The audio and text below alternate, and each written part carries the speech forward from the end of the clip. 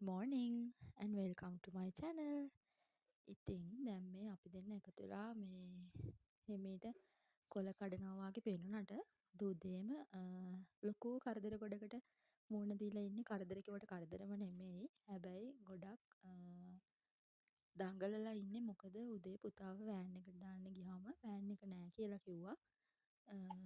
ඉතින් විනාඩි 5ට ලෑස්ති වෙලා එයාව ඉක්මනට බස් එකේ ඉස්කෝල එකටත් දාලා ඇවිල්ලා තමා අපි දෙන්න මේ පොඩ්ඩක් රිලැක්ස් වෙන්න කියලා කොළ කඩන්නේ. මේ මොකද දැන් ඉක්මනට උයලා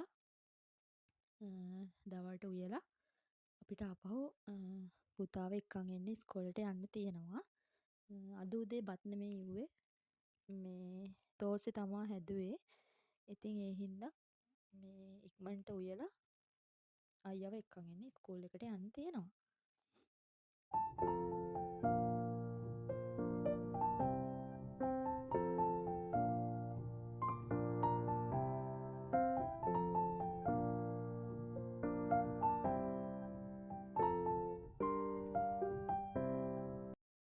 ඉතින් දැන් මේ කොළ කඩන්න කලින් මම මුලින්ම බීට් එකක් ලිපේ තියාගත්තා.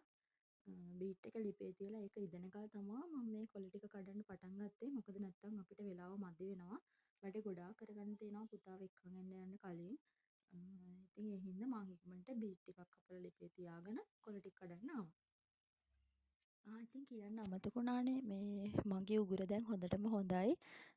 එකයි වොයිස් කරන්න හිතුවේ මේ ටිකේම කොහොම හරි මාසයක් දෙකක් විතරම උගුරේ කටහඬ වෙනස් වෙලා උගුරේ අමාරු එක එක ඒවා හැදිලා තිබ්බේ. බෙහෙත් ගත්තා මේ ටිකේම. දැන් නම් හොඳටම හොඳයි මට. ඉතින් මට හරිම සතුටුයි. මොකක් හරි ඇත්තටම දෙයක් වෙලා බලන්න ඕනේ. ඒකේ මොකද්ද කියලා තේරෙන්නේ නැත්තරම අපිට නිකන් ඉඳි ඒවා තේරෙන්නේ නැහැ. ලෙඩක් දුකක් වුණත් හැදුනහම තමයි තේරෙන්නේ.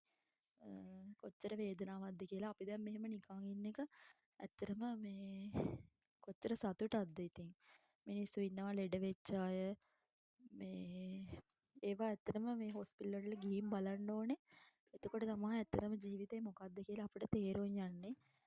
එදිනෙදා අපි මෙහෙම කාලා බීලා ළමයි එක්ක ඇත්තටම නිදහසේ ඉන්නවා. මේවා ඇත්තටම ප්‍රශ්න නෙමෙයි. අපි ප්‍රශ්න කිව්වට මේ පොඩි පොඩි දේවල් මොනවද මේ ප්‍රශ්න කියලා හිතනවා. මිනිස්සු ඇත්තටම ජීවිතේ කරදර වල විඳිනවා දැක්කහම ඒ කියන්නේ මෙහෙමයි. දැන් අපිට දෙයක් වෙන්න කලින් අපිට තේරෙන්නේ නැහැ ඒක මොකක්ද කියලා. ලෙඩක් දුකක් වුණත් හැදිලා බලන්න ඕනේ. ඒක කොහොමද අපිට දැනෙන්නේ කියලා. එතකොට තමයි අපිට තේරුම් යන්නේ අපි මේ ඉන්න විදිහ ඇත්තටම කොච්චර ඉතින් කොළ ටික කඩන අතරමේ මට මතක් වුණා මේ දැන් බීට් එක රත් වෙලා ඇති කියලා. මොකද හැදි ගන්න ඕනේනේ. කිරි දාලා තමයි මං ගියේ. මේ ඉතින් මං දැන් ඇවිල්ලා ටක් ගාලා ඒක කැටි ගහන්න කලින් හැදි ගන්නවා. ඉතින් පේනවා ඇතිනේ ගින්දර සැර. මේ ඇත්තටම මම දරලිපේ වැඩි උයලා නැති හින්දා මේ මට පුරුදු නෑ මේ දැන් තමයි මට තේරෙන්නේ ඉතින් දරලිපේ ගින්දර උනත් පාලනය කරගන්න ඕනේ කියලා. මේ හරිම මේ සැර ගින්දරක් තමයි දරලිපේ එන්නේ. හරි පරිස්සමට තමයි අපි උයා ගන්න ඕනේ. මොකද කර වෙන්නත් පුළුවන්. හොද්ද ඉදිලා වැඩි වෙන්නත් පුළුවන්. එතකොට මේ අමු වෙන්නත් පුළුවන්. ඉතින් හරි පරිස්සමට තමයි දරලිපේ කැම ටික හදා ගන්න ඕනේ. ඉතින් අපි දරලිපේ උයන ඇත්තටම අම්මලා තාත්තලාට මේ ආඩම්බර වෙන්න ඕනේ. එයාලා පොඩි දෙයක් නෙමෙයි කරන්නේ. මේ අපි පොඩි දෙයක් කියලා හිතුවට මේ ඇත්තටම ඒකත් එක්තරා විදිහක ටැලන්ට් එකක් මම නම් හිතන්නේ ගෑස් එකේ උයනවට වැඩිය. හරි මේ තමයි මං කඩාගත්ත මුකුණු යන ටික. ඉතින් මීට වැඩිය ඕනනම් කඩන්නත් තිබ්බා. හැබැයි මට වෙලාව මදි. ඉතින් මට හිතුණා මේ ඇති කියලා. ඉතින් ඒකත් හදන අතරතුරේම මං ඒක කපනකල් මාළු ටිකක් බැදෙන්න තිබ්බා. මොකද මේක බැදෙනකල් මට මුකුණු යන ටික කපා ගන්න පුළුවන්. ඔන්න ඉතින් මම මුකුණු යන ටිකත් මලවගෙන ඉවරයි. බීට් එකත් හදාගෙන ඉවරයි. ඒ වගේම තව මට කන්න ඕන හින්දා කරවල ටිකක් තෙල් දාගත්තා. ඔක්කොම දරලිපේ තමා එක එක හැදුවේ. මම ඒවා පෙන්වන්න ගියේ නෑ. මොකද වෙලාව යනවා. ඉතින් මේ තියෙන්නේ අද මගේ දවල් කෑම එක. මං හරිම කැමති මෙනු එකක් තමා මේ බීට් උයලා, කරවල තෙල් දාලා, මුකුණු යන මැල්ලුම්, ඒ වගේම මාළු බෙදලා. ඉතින් මං ගොඩාක් කන්න ආස කෑමක් තමයි මේ තියෙන්නේ. ඉතින් කියන්න ඕනේ දැන් කරදර කියලා හිතනකොට මේ තියෙන්නේ පේනවනේ මේක මේ අපි ටීවී බලන මේවා එක. ඉතින් එකපාරම මේක වැඩ කරන්නේ නැතුව ගියා. මං කියලා තියෙනවා මේ ප්‍රශ්න මෙහෙමයි ප්‍රශ්න කියලා. ඒ හින්දාද දන්නේ නැහැ මට හරියට ඒ වගේ දේවල්මයි වෙන්නේ. ඉතින් දැන් මේ පේනවනේ. ඉතින් මේ මේක මම නම් හිතන්නේ මේක කියන්නේ හදිස්සියේ වුණ දෙයක්. මට හිතෙන්නේ මගේ තියෙන අර ඍණාත්මක මේ සිතුවිලි හින්දාමද කොහෙද මට හිතෙන්නේ ඒක කැඩුනේ. දැන් ඉතින් මං අද ඒකකුත් අරන් යන්න එපේ. දැන් පේනව නේද මං කියන්නේ ඇත්ත කියලා. අපි ධනාත්මකව හිතන්න ඒ දේවල් ලැබෙනවා වගේම තමා මං හිතන්නේ මට නම් මේ නෙගටිව් කියලා හිතන හින්දාමද කොහෙද මට ඒ වගේ වැඩමයි වෙන්නේ. දැන් අද උදේ වුණත් පුතාගේ වෑන් එක තිබ්බේ නෑ. ඉතින් ආයෙ ටවුමට ගිහින් දාන්න ඕනේ. ඒකත් ප්‍රශ්නයක් වුණා. ඉතින් දැන් මේ එක්කෙන්න යන්න ඕනේ. ඒකත් ඇත්තටම මේ හරි වදයක් වගේනේ අපිට පේන්නේ. ඇත්තටම බැලුවොත් දැන් එතකොට අර ප්ලග් එක මොකක්ද ඒකට කියන්නේ මල්ටිය වෙන්න ඇති මම දන්නේ නැහැ මොකක්ද කියලා. ඉතින් ඒක කැඩුනා. එතකොට දැන් මං අද ඒකක් අරන් එන්නත් ඕනේ. ඉතින් ප්‍රශ්න මට හිතෙනවා අපි ප්‍රශ්න කියලා මේවා හිතන හින්දාමද කොහෙද මේ වාගේ වැඩම වෙන්නේ. ඉතින් ඔන්න කොහොම හරි අපි දැන් මේ බස් එකේ යන ගමන් ඉන්නේ පුතාව ගන්න.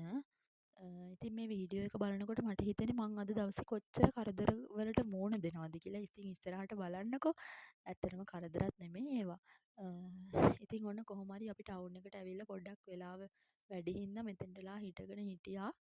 මේ 1:00 වෙනකල් මොකද ඉස්කෝලේ ගාව ගිහිල්ලා එතන ක්‍රවුඩ් එක වැඩි. එතන හිටන් ඉන්න බෑ. වීල් එකක් අරන් ගිහලා නවත්තගෙන ඉන්න බෑනේ. ඉතින් ඒක ඒගොල්ලන්ට කරදරයක්, පාරේ අයටත් කරදරයක්. ඉතින් ඊට පස්සේ මං ඔන්න 1:00 වෙනකල් ඉඳලා විනාඩි 5ක් විතර පරක් වෙලා තමා මේ වීල් එකක් අරගෙන ඉස්කෝලේ ගාවට යන්නේ.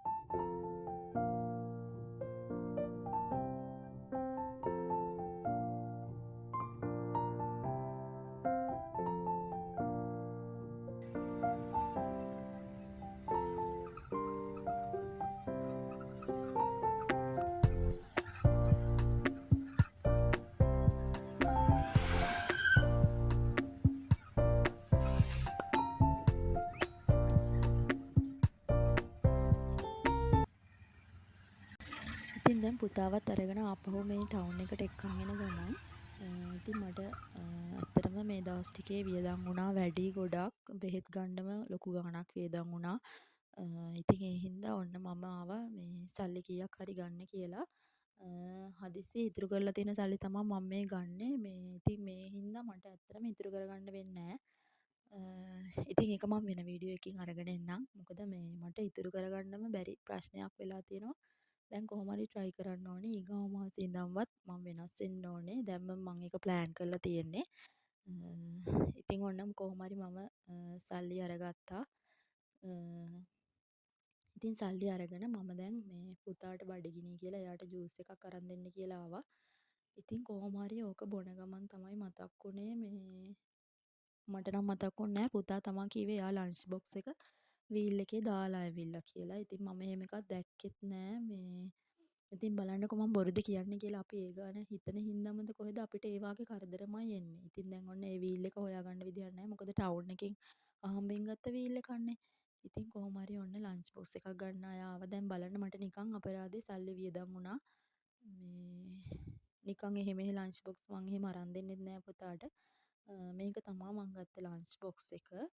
ඉතින් ඒ අතරේ ඔන්න එයා වෙන වෙන බඩුත් බලනවා මේ පොඩි එකනත් ඒ වාගේ. ඉතින් එයාලත් එක්ක ආවහම එහෙම තමා එක එක ඒවා ඉල්ලනවනේ.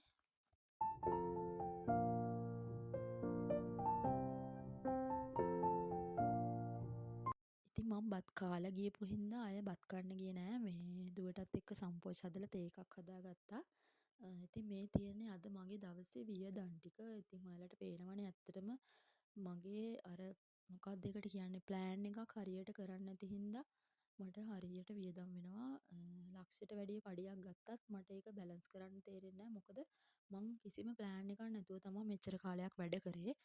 ඉතින් එක එක YouTube එකේ වීඩියෝ බලනකොට මට තේරෙනවා මම ගෑනු ළමයෙක් විදිහට අම්මා කෙනෙක් විදිහට වයිෆ් කෙනෙක් විදිහට ඇත්තටම ෆේල්. ඒ කියන්නේ මේ අනිත් වැඩවලින් නෙමෙයි ප්ලෑන් කරන දේවල් මේ. ඉතින් ඔන්න මම අද තේරුම් ගත්තා මම දැන්වත් වෙනස් වෙන්න ඕනේ කියලා. මොකද හරියට ප්ලෑන් එකක් ඇතුව වැඩ කරන්නේ නැතුව අපිට සල්ලි ඉතුරු කරගන්න බෑ ඇත්තටම. ඉතින් ඔන්න හවස් වෙලා මේ අපි මේ මායි පුතයි එකතු වෙලා මේ ටීවී සීරීස් එක බලමු කියලා වාඩිලා. මොකද අද දවල් කෑම ඉවේ රැටත් එක්කනේ. ඉතින් නිදහසේ ඉන්නවා. මේ ඉතින් ඔය පේනවනේ කොණ්ඩේ පීරන්නත් එක්කෙනෙක් ඉන්නවා කියලා.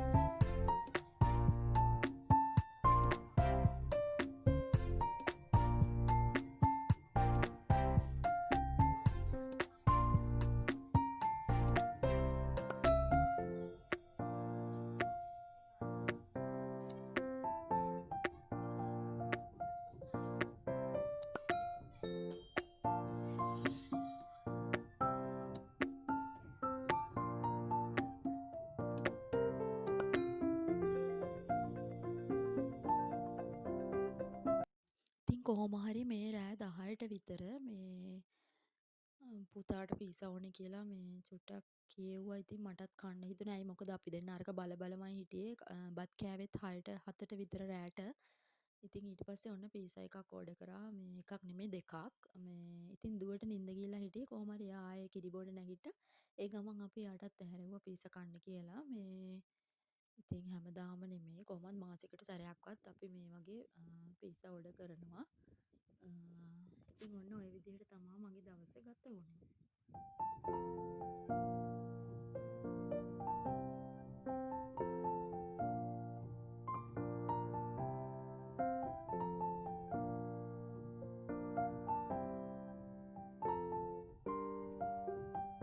ඉතින් නිදාගන්න කලින් පීසා වලට ගිය වියදම ලියාගන්නත් මං අමතක කරේ නෑ.